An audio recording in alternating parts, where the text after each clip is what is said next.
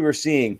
Missing open looks all over the place, unable to get to the basket, started cold shooting, completely turned it around. This was Kemba's game tonight. Yeah, rough start. I mean, you're right. Tatum, Bobby, you're right. Tatum was the man the whole way through. But to me, Kemba's the headliner here. But that's the positive takeaway I'm talking about. That's the kind of positive takeaway that outweighs a whole lot of the negatives. And for someone like Kemba Walker, it goes a long way. I mean, after he made the shot, the way Tristan Thompson embraced him, I think just said it all. I mean, obviously, he's been through it. Whether you want to call it, crisis of, confidence, or whether it was, I don't know if he was necessarily second guessing himself, but obviously that was a big spot to be in, going 1 for 8 or whatever it was that he had that cold streak that night. And getting out of that and finding some rotation, finding some momentum. I mean, that's going to be most important for the Celtics all season long. Like, Kemba Walker getting the most out of Kemba is gonna go a long way for the Celtics team. Where are you, John? Like, this is my thing on him is I keep saying the efficiency doesn't matter to me. Like, it just doesn't matter right now. I know he was 36-6 coming into the night, but if he's getting shots up, finding them throughout the flow of the game, defending competitively and scoring, I think we're talking, somewhere between 15, 19 a game from him. That's what they need. Which is a good bit less than what you really want from him. Eventually, but right now, I don't know that it goes up. What I'm saying is, if this is what you have, it went up tonight. If this is what you have from Kemba, and this is best case, you'll take it, no question about it. It was a good, not great game, but it's certainly fine considering we've had a couple of 1 of 12s and 2 of whatevers. So, yeah, you want to see him hit closer to 50% of his shots. You want to see him continue to take his shot. The team needs him to be a more consistent offensive player than he's been to be able to get to where they want to go. I don't know. I mean, do you guys 24 points? I mean, this is all-star level Kemba Walker. I don't think so yet. It was if you're getting 24 from Kemba every night, but let's not forget absolutely. Jaylen Brown didn't play tonight, so obviously somebody had to take those shots and step up, and so he did. I'm very happy with how he played. I mean, he did have a cold start. I will say, side note, I did bet Kemba Walker over 19 points in this one, which hit, so no big deal. But I was nervous a little bit the way he started. But he came around late on that massive play down the stretch there, and then he hit the 2 big free throws. As you know, you want him at the line late in game, and he came through, rolled around the rim, and made it interesting. But listen, that's the Kemba Walker that, honestly, I wasn't sure we were going to see. I'll be honest, completely honest. And if you watch this show, I didn't think he'd even be playing right now. So I'm certainly not going to complain with 24 points and a win on the road with. We're not complaining, but what do we want to? No, I'm not complaining. I'm the opposite of complaining. I'm impressed. I'm happy. Neither am I. You'll take this effort, but what are we saying here? Like, the whole entire game, the announcers are like, he clearly doesn't look like himself again. Like the first half, then some shots dropped, and we're like, okay. Well, the problem is, I mean, and I've been saying this all along, John. He's been like that for a long time, John. Like, but look at the stat line. I mean, look, 24 points. What are we talking about? 9 of 19. That's what, 47%. 4 assists, big shots down the stretch. Like, what other Kemba are you looking for? Good defense. He was your second best player. That's second best player. Yeah, that's what he is. And so, he was the guy in Boston because he has these 2 rising stars, next to him. That's such a great point. But there's no complaints. Zero. And that's where they are now. We know he's never going to be an all-star again. He already knows he's not an all-star this year. He admitted it today. That's a little different. Yeah. But I'll say this. You got 2 players in front of him. We've talked again and again about him adjusting to that next role that's going to be here for him. So if he's somewhere between, as you say, all-star John, and this whole other crowd who's trade him, he's done. They're stuck with him. He's just wasted piece. How are they ever going to get rid of him? What does this mean? You can be somewhere in between. 85% of our chat last game was Kemba Walker is trash, trade him. Like, yeah, that's who I'm talking about. I'm not talking about you. Up and down this way. Your minions. I'm playing it down the middle. Kemba looked pretty good. No, you cruise. He's been inconsistent. What are we talking about? These are facts. But my point is, you can have ups and downs from him because there's other players that are far more important than him. He's still going to be a massively valuable piece because he can give you 15 to 20 every single night in that third man role. It doesn't matter how efficient it is. And that's why I keep going back to the playoffs. like everybody looks at his postseason as a disaster, but Brown had exploded, Tatum had exploded, and it was enough to ride the team there deep into the Eastern Conference Finals. Now, certainly if he's better than he was in the playoffs, they probably make the finals, which is what you would like here, and that's, what he's trying to work toward right now.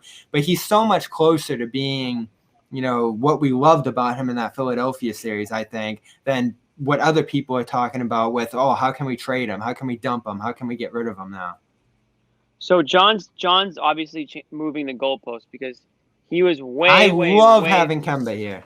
He was way more negative on Kemba Walker, going into the season, as was I. But what? What are you shocked about? I mean, what have I said? Nothing. I mean, what are we talking? Danny tried to trade him. I didn't like that. But exactly, and we don't know the facts.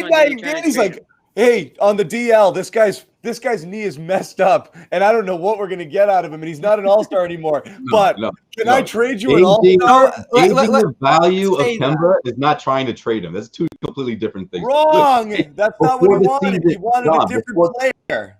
Before the season even started, what did Danny Ainge say? What we find out about Kemba this year, it's gonna. I believe everything Danny Ainge says. Listen, that was reported in such a provocative way too. We're still in the middle of finding out what Kemba Walker still has left in the tank. This just started a week ago. He just came back. Right. So that's where I'm at. I'm like, it's a positive sign that he's going in the right direction. Like I don't get why this small sample size is making everyone like it's a foregone conclusion that Kemba's lost it forever. If the Celtics, he drops 24, he shoots nearly 50%, hits a big shot down the stretch, and John's like, nope, I don't want it. Come on, man. Let me put this up. Before. If they could have traded him, would you wanted them to for just like a replacement level point guard? I was on board for the holiday trade. I don't even think it's fair enough. I don't think right now it's fair enough for you to answer that question. I really don't. Because it's not. Was the holiday trade even they got 4 first-round picks for him? The reason we had this conversation because it was theoretical. We don't know if it's right or not. I just said I'm selling the stock in Kemba because I don't like the smaller point guard with the knee problems, and I just don't think it's. I would. You were there. You were there before we knew. Yes. That Kemba Walker. Before we knew that he had the issues. Yes. Right. So then once we found out that he was hurt, well, it's like, okay, now it makes sense why they were maybe trying to shop him, blah, blah, blah. All this stuff wasn't necessarily for any other reason because of that. However, he started off the playoffs last year. That's before they even shut him down. However, I think the way he's played since he came back, while inconsistent, which I assumed would happen because he's getting himself back into game shape, he's still, want to make sure the knee is at a good place. He's taking games off. He's playing less minutes. He's not, maybe getting into his rhythm. Tonight, He definitely played the most minutes. I don't know if it was by far, but easily the most minutes he's played since he's returned. And he, looked good down the stretch. We already talked about it. He hit the game. So, listen, the Celtics won this game without Jaylen Brown. Kemba Walker stepped up and was your second best player, who'll always be your second or third best player now because of the leaps and bounds that Jaylen Brown and Jayson Tatum have taken. So, I'm completely fine with the way he's playing. I think he's going to continue to improve. He's going to get the minutes up there and get more into a flow of things. And the more he plays, the more fluid or flowing, I should say, the offense will be with him, Brown, and Tatum in there. So I'm fine with it. I'm happy. I'm very close to apologizing. I'd love to see it. I love Kemba.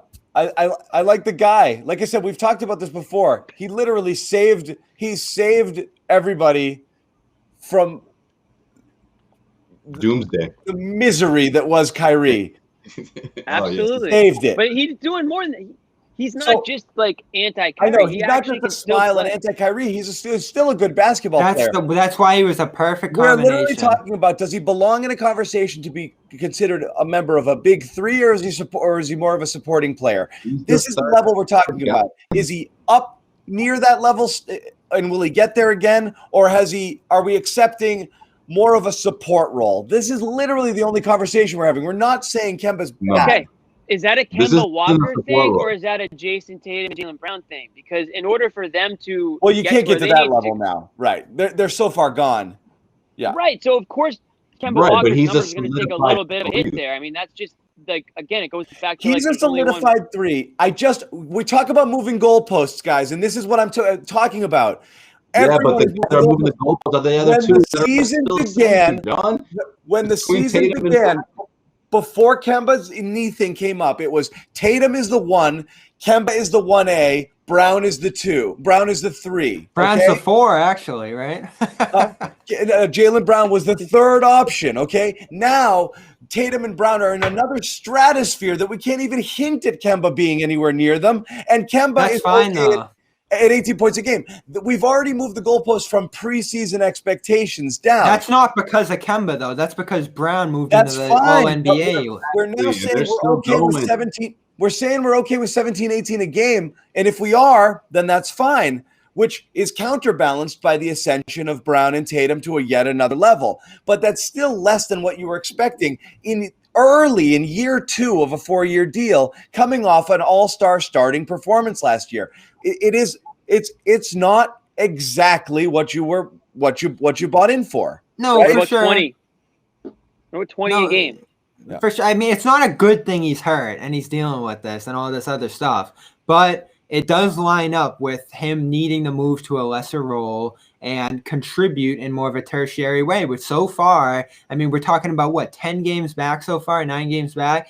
Like he's moving at a rapid pace. He's ahead of schedule and coming back, which we've already hashed out, and fitting into this role tonight the way he did. And, even against the Warriors, I thought he was pretty good in that game as well.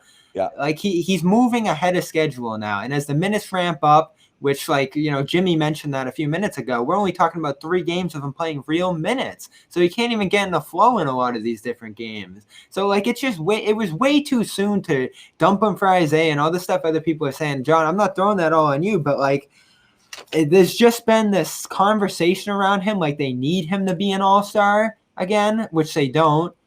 And that he's way worse and way more done than anyone could have imagined, just because he couldn't start the season, which had more to do with the season starting early than Kemba being behind schedule and not ready to go. If you lined up the date of Martin Luther King, he would have been solidly back in the lineup if that was the starting night. So, I just don't know where all this emphasis of dumping him and what are we going to do with Kemba and this idea that he's a liability. Even if he's below your expectations, he's nowhere close to being a liability. Nobody's saying that. Yes, they are everywhere. We had a podcast. I'm not. We had a podcast on the network. I just posted a segment pregame with Sean Devaney saying no one in the league would take this contract right now. This guy's poison. That's right. .com gang, what up? Wait, no one said he's poison, but that's more of the commenters thing. They want Isaiah Thomas over this guy. Well, Sean, I mean, there's still probably saying that rationally. Who are we listening to? Yeah, listen, John throws a lot of comments up that he probably shouldn't. People are that crazy to say that, but do they really mean it? Probably not. We're trying to improve the dialogue here. Is Kemba tradable right now? I still would say no. I don't think. Would you trade him? Would you trade him for a fair return right now? Whatever you think that could be. No. Well, what the hell does that mean? I don't know. What's a fair return to you? Just whatever you can imagine is a fair return. No. It's whatever. I'm not trying to trade him. I'm not trying to trade him. How about you, John? What am I trying to trade him for? Would you trade him for what you consider a fair return? For Kemba? Yeah. I don't know. Give me some options. Schroeder. Yeah, Bobby, get back to us with an example. No, I mean, just whatever you – I mean, for John, it was Drew Holiday, which I don't think was realistic. I think that was the Celtics optimistically hoping for that. But, Dennis Schroeder or someone like that. Okay, optimistically. Ooh. And when that happened, I said I would absolutely do that. And then the Pelicans said, no freaking way are we doing that. Right. And they got a crazy deal. We were too good for that trade. The Celtics were too good. I was on record saying I wouldn't do that. I thought Drew Holiday was overrated. Maybe I was wrong. Let's move up. Maybe let's he move was up. so underrated that he was overrated. They ended up getting 4 first-round picks from or whatever ended up being. We're right now literally having a debate about whether or not Kemba is a 23-point per game guy or an 18-point per game guy. We all think he has value. We're just simply talking about whether or not we're ready to punch his ticket to the All-Star game after one pretty good game. And I'm saying, no, I still want to see consistency. I want to see him knock down more shots, be a more efficient scorer, okay? That's pretty universally considered to be the critique of Kemba right now is he's just not efficient. He's not efficient. He's not an efficient scorer.